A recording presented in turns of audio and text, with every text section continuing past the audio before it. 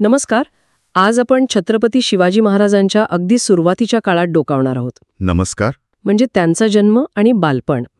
आपल्याकडे जी साधनं आहेत त्यातून हा महत्वाचा काळ कसा होता ते जरा सविस्तर पाहूया. काय काय पैलू दिसतात आपल्याला? हो, नक्कीच. पण सुरुवात करताना मला वाटतं तेव्हाची परिस्थिती समजून घेणं महत्वाचं आहे. अगदी. कारण काळ मोठा धामधुमीचा होता. दक्षिणेत आदिलशाही, उत्तरेला मुघलशाही. आणि या दोन्ही सत्तांचा प्रभाव मोठा होता, विशेषतः पुणे परिसरात, जिथे शहाजीराजांची जहागीर होती. बरोबर. आणि या सगळ्या सत्ता संघर्षात सामान्य माणूस म्हणजे रयत भरडली जात होती. म्हणजे साधनसंपत्तीची कमतरता होतीच, पण सुरक्षतेचाही प्रश्न होता. अशा वातावरणात मग आपलं राज्य ही कल्पनाच खूप मोठी आहे. हो ना. ही कल्पनाच मुळात क्रांतिकारी होती. आणि याच पार्श्वभूमीवर 19 फेब्रुवारी 1630 शिवनेरी जिल्हा, महाराजांचा जन्म. अगदी. पण त्यावेळी वडील म्हणजे शहाजीराजे ते बंगळूर प्रांतात होते आदिलशाहीच्या कामासाठी. था सांगितले हे खरे, पण त्या निव्वळ गोष्टी नव्हत्या. मग काय वेगळं होतं त्यात? म्हणजे नेमकं काय सांगायचं होतं त्यांना? त्या कथांमधून जिजाऊंनी धर्म म्हणजे काय हे शिकवलं. केवळ पूजा नाही, तर आपलं कर्तव्य, आपली नीतिमत्ता, न्याय म्हणजे काय, सगळ्यांसाठी समान वागणूक, आणि सर्वात महत्वाचं स्वराज्य. स्वराज्य. हो, आपलं राज्य, रयतेचं कल्याण करणारं राज्य, परकीय सत्तेच्या जोखडातून मुक्त. ही मूल्य त्यांनी महाराजांच्या मनात अगदी खोलवर रुजवली. ही नुसती शिकवण नव्हती, ही एका राष्ट्र निर्मात्याच्या विचारांची पायाभरणी होती. काय विलक्षण गोष्ट आहे ही. हो. आणि त्या काळात स्वराज्य म्हणजे फक्त राजकीय स्वातंत्र्य नव्हतं, तर एक नैतिक, एक कल्याणकारी राज्याची कल्पना होती ती. आणि या विचारांचा प्रभाव बघा, फक्त 25 वर्षांचे असताना महाराजांनी स्वराज्य स्थापनेच्या दिशेने एवढं मोठं पाऊल उचललं, पहिली मोठी झेप घेतली. हो.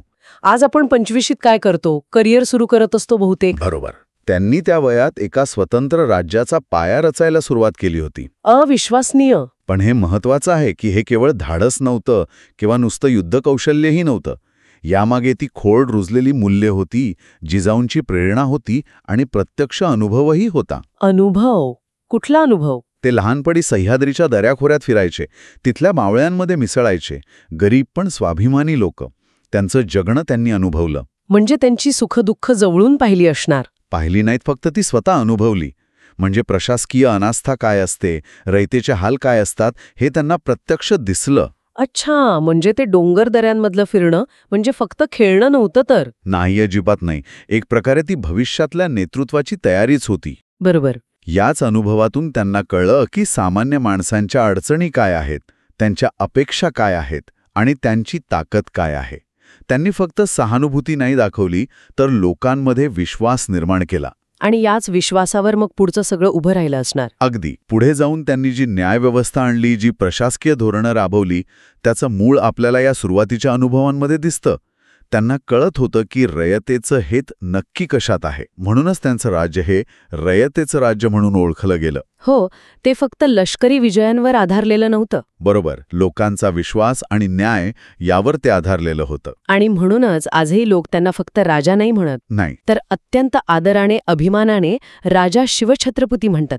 त्या उपाधीत केवळ सत्ता नाहीये, लोकांचं प्रेम आणि विश्वास आहे. निश्चितच. तर आजच्या आपल्या चर्चेचा आपण सार काढायचा झाला तर 19 फेब्रुवारी 1630 हा फक्त एका व्यक्तीचा जन्म नव्हता. नाही, तर तो एका मूल्यांवर आधारलेल्या लोकाभिमुख स्वराज्याच्या विचाराचा खरा प्रारंभ होता.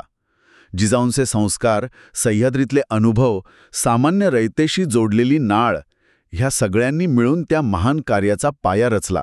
खरंच ही सुरुवातच इतकी विचारायला लावणारी आणि अर्थपूर्ण आहे.